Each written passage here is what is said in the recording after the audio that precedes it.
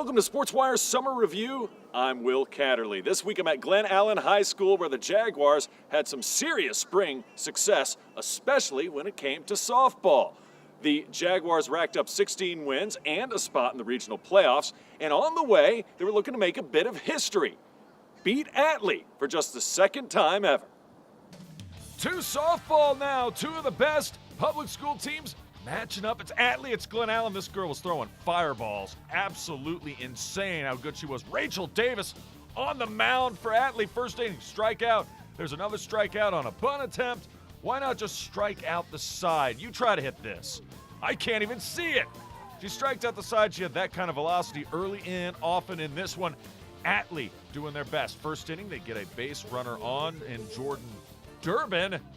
Would lead to this, trying to help herself. It's Rachel Davis, and actually they go to Emily Friel, and that'll work. The speedster comes around to score. 1-0 Atlee, and the lady of the hour for Glen Allen, Emerson Aiken, in trouble, but she gets out of the inning, only allowing a run. But that run would look so huge because Rachel Davis was just dealing. 1-0 after one. We go to the second. Strike him out, sit him down. Number 2 goes down looking, and Taylor Cawthorn. Then she gets Aiken out as well. She could not be stopped. So the only chance Glen Allen had was if Emerson Aiken could do the same. And she did. Gets Riley Smith there. Then turns around, gets a tall Kara Hammock to go down. Runner on second now. Strikeout on the outside corner. She gets out of trouble and kept the game within arm's length. Later on, how about some defense? The old 6-4-3 double play. Glen Allen turns it. Defense and pitching. Kept him in it. Still a 1-0 game. We go to the fourth. Strike him out, sit him down. She fell for the rise ball. I mean, she's basically unhittable. It's Davis. But again, Aiken, bottom half of the inning, gets a strikeout there. Now back to Rachel Davis. She's going to get the low strikeout. Actually had a runner on first at that point. Number 20 strikes out Summer Cardozo. Then, high heater again. Can't lay off the rise ball. She gets Ashley Haley. It's 1-0. We go to the 6th inning. Davis deals. Finally, Glen Allen going to get something going because she's safe at first. Could not make the play. It's an error.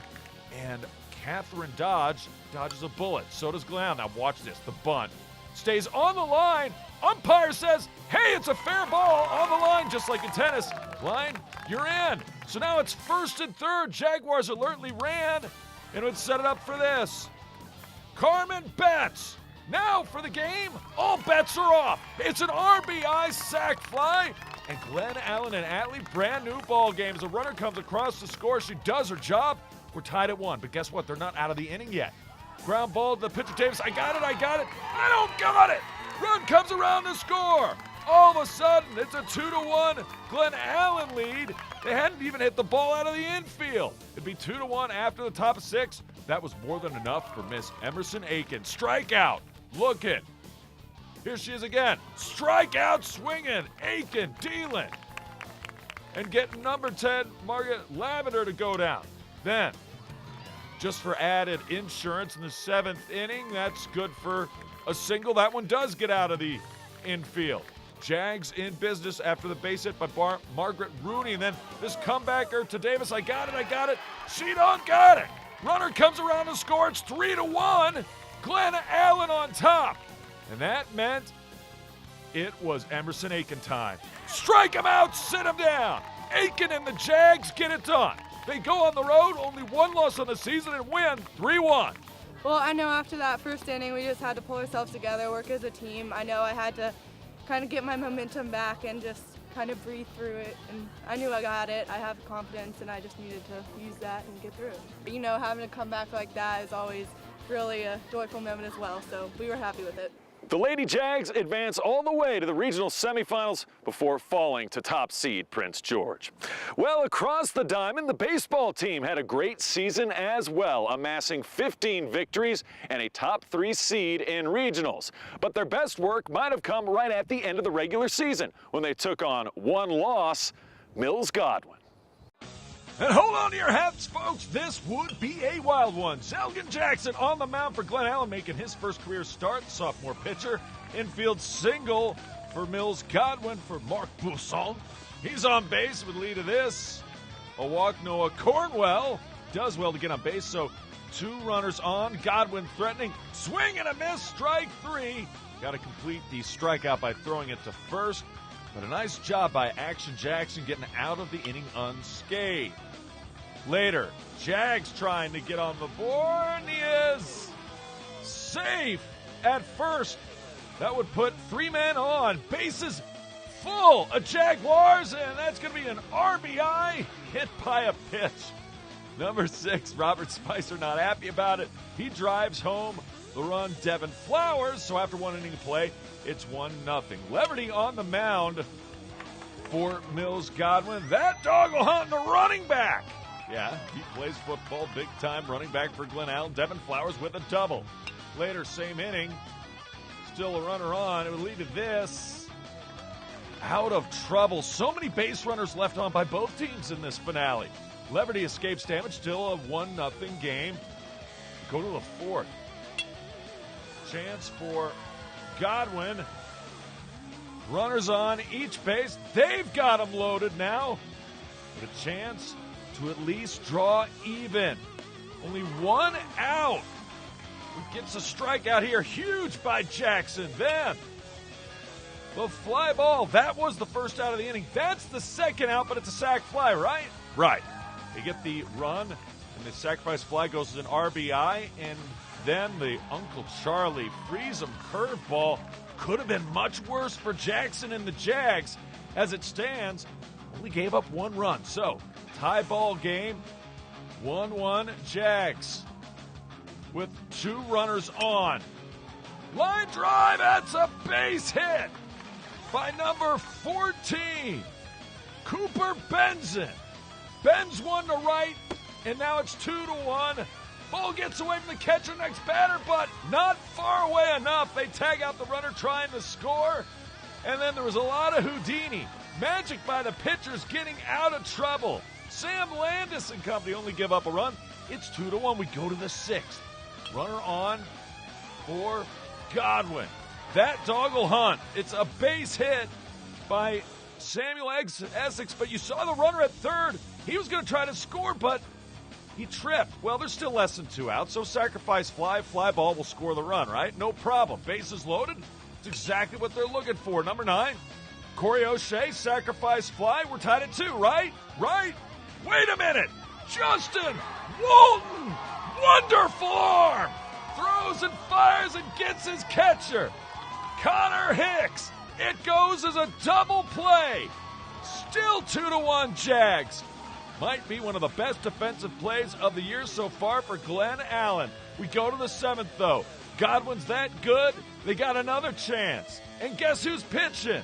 Justin Walton. Cans it. Gets a strikeout. 2-1, Glen Allen wins it.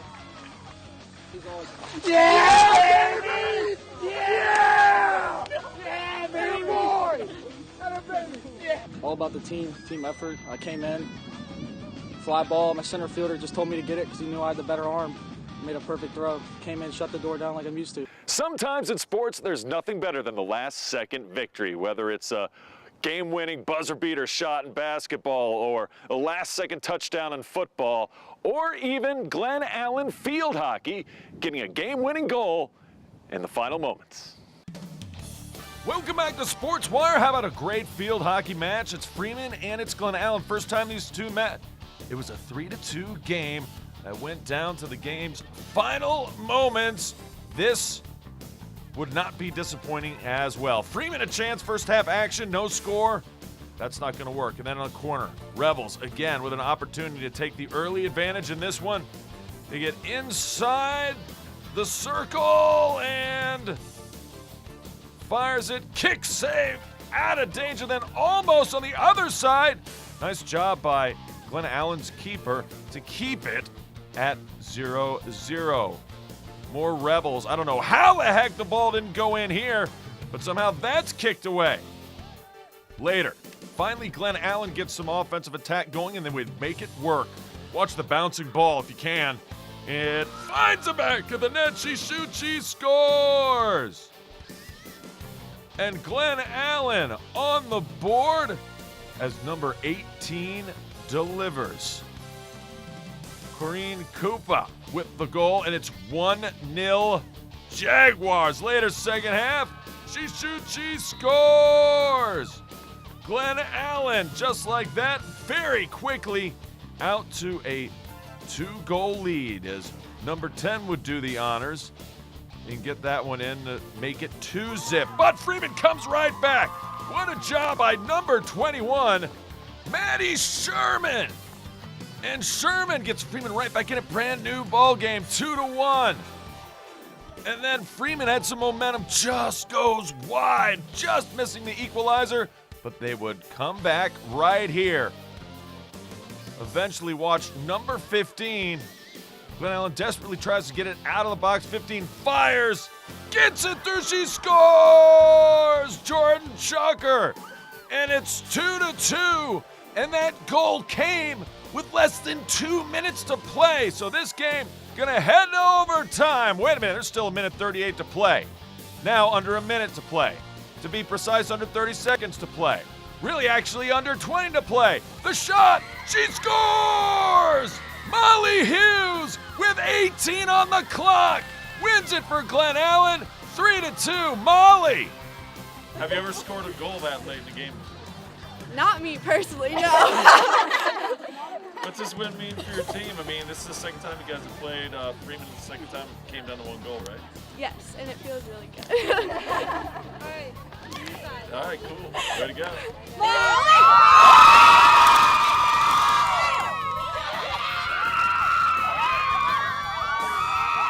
And you know that's a goal she'll never forget, and from the look of her teammates, they won't either. Well, we fall back to fall when we come back as we head to the gridiron and more. Straight ahead. Don't always have time to watch SportsWire on your TV? No problem. Episodes are available anytime on the web at watchsportswire.com. And it works just as well on your phone. Watch SportsWire anytime, anywhere at watchsportswire.com. Morning, Gary. We are GetSchooled.com. You want a college education, don't you? You know you do. Yeah, but I don't know where to start. That's why we're here. We're free, handsome, I think we're breathtaking. and here to guide you through every step of the way, starting with attendance. Gary, financial aid forms. Biology homework, G. I got this. Is that Bran?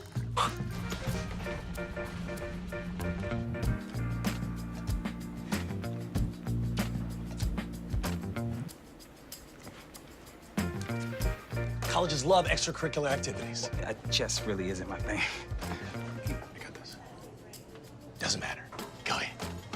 Picking a college, man. You and us. We go together like tacos and Tuesday. And I love tacos. Fire and ice. Those don't really go together. Go to getschool.com for more info. Welcome back to Sportswire Summer Review here at Glen Allen. Sometimes there's nothing more special than National Signing Day, when student athletes get to sign their national letters of intent to play their favorite sport at their next college or university. But you know what's really cool is when you're the first one from your school and sport to do it. We have Lauren Oliver here today to sign for Meredith College. She is the first female lacrosse player to be signing here for Glen Allen High School, and I want to say congratulations. Thank you. And you heard it, Lauren Oliver, congratulations, as Glen Allen having a signing day for her. She signs with Meredith College. In the Glen Allen Jaguar Library, head coach had nothing but great things to say for Lauren, who already has a plan for her future college. I'm able to have a great education there. I get to do a degree as mathematics and civil engineering with Meredith and NC State for 5 years. And then I'm also, in the 5 years, I'll also be a lacrosse player. Well, back to signing day ceremonies. We go to Glen Allen, where 4 football signees will sign on the dotted line, as they had a nice crowd in there for the ceremony. You're looking at Nick Stephanophagus, who Didn't even know if he'd play his senior year. He's going to Washington Jefferson, one of the best institutions in the country academically. And then right there you're seeing Dexter Walker. He's going to sign with Bridgewater as they put their pens to the paper. Mitchell Shepard going to go to Bridgewater. You see Olin Merriman right there going to Shenandoah. I'm real hard on myself, so, honestly just getting stronger, becoming more aware on the field, just stuff like that. And as, time went on, I got more confidence about my abilities. I'm excited to be in a program that is known as a winning program now throughout, and under Coach Soriani, they're going to be through a winning spree for a while now, so I'm glad to be there. Well, I took the visit last weekend, and it was a long process. We went to a bunch of schools and talked to a bunch of different coaches. It just felt like overall the best fit for me. Excited. It's been my dream since I was 5, so when you get the chance and opportunity, no matter what division it is, it's just exciting and a blessing from God that you get to do what you want to do. Congratulations to all who signed last season. When it comes to Glen Allen Jaguar football, they didn't exactly get the results that they wanted, but it didn't mean that they weren't competitive. And they did have one big moment that no one outside of the school thought was possible. A chance to upset Douglas Freeman underneath the Friday Night Lights. Could the Jaguars get it done underneath the Friday Night Lights? Well, see that guy's glasses? Yeah, I wear them out when I'm jogging at night. Keeps me safe. Oncoming cars can see me. Jaguar fans pumped up, as they should be. First drive, quarterback really got it going. Donovan Riddick was special in this one for the Jags. Rebels do a nice job corralling him there, but Quentin Pines, watch a wide receiver on the pass from Riddick to the end zone. Pines, sturdy like an oak with a reception, touchdown. Jaguars, they take the early 7-0 lead on the connection from Donovan Riddick to Quentin Pines. Jack Pollard, no stranger to bringing back the Rebels. He was doing his best. Roll out to the left, connecting, firing, finding his receiver. It's number 11 on the other side, heading the other way, Patrick Gorman. And then Pollard does it with his arms. Now he's going to do it with his legs. All the way to the end zone. Touchdown, Rebels. Freeman comes fighting right back with that Jaguar defense tied at 7. Freeman gets it back. Glen Allen doing their best job to make them one-dimensional in the run game. Then the pressure on the quarterback. Glen Allen, Solomon Dozier, the defensive end, gets the sack. And then Donovan Riddick got it going. Donovan to Donovan. Donovan Riddick finds Donovan Greenhow. And how about that? Glen Allen up 13-7 against back-to-back playoff team in Douglas Freeman. Pollard trying to get his team back into it. Gets the first down and more. Out of bounds he would go. Rebels still on the move. Rebels rolling out. Pollard looking, firing, finding his receiver. It's good old standby Liam Simpson. Big wide receiver. But Glen Allen's defense would buckle down and allow Freeman only a field goal, so it's 13-10 with 5:10 to go. Riddick dialing long distance again, and this time it's the Freeman defense coming up with a big interception. Looking for Quentin Pines again, but man, did he throw a pretty spiral in this one. He made a lot of big plays. So the Glen Allen D, but Freeman coming back as good teams do. Liam Simpson with the catch. Pollard with the throw. Simpson deep into Glen Allen territory. Rebels gonna make sure they don't get upset on this night. Right after that big pass, well, we go to the 4th, same drive.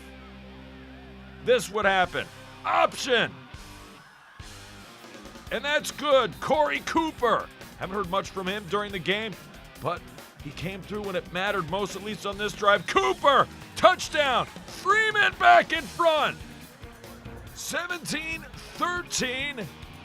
Rebels respond. 11:46 to go in the 4th quarter.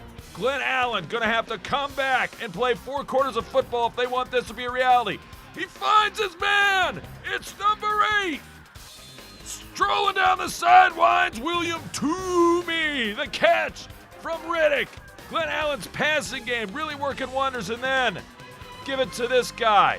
When your passing game can work, Mr. Flowers will do the rest.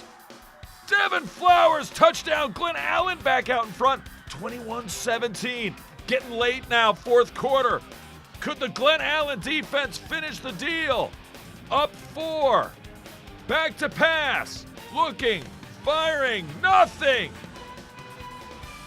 And they call that third down, so that bring up fourth down. Freeman on the football. Then back to pass. Freeman going nowhere.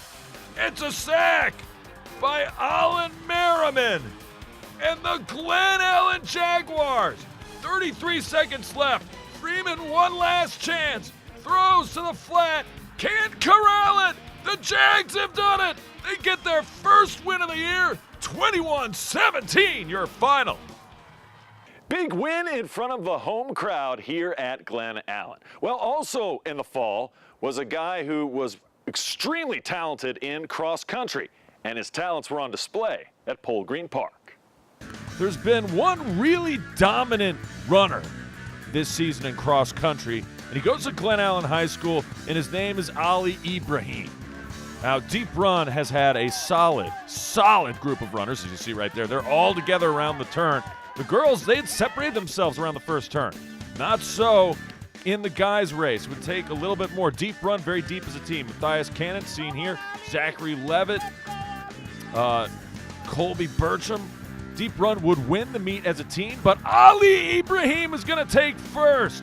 Cannon second, Levitt third, Ryan McCracken of Douglas Freeman in fourth place.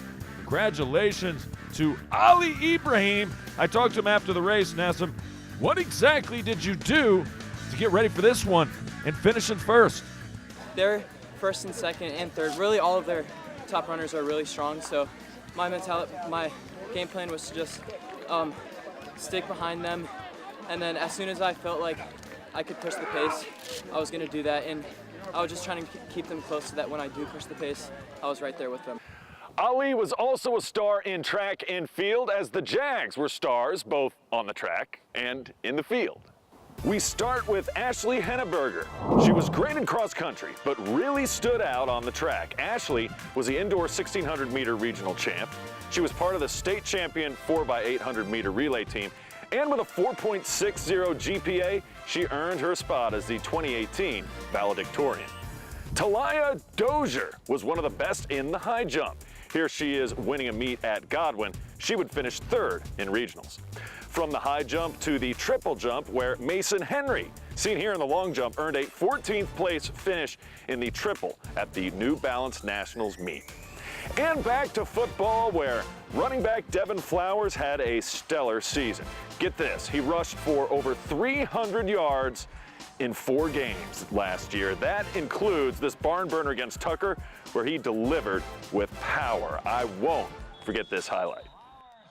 And neither will the defender. Remember, if you have questions or comments about the show, just send me an email to this address. It's sportswire@henrico.k12.va.us. And you can always follow us on Twitter. I can't wait to see ya next time on Sportswire.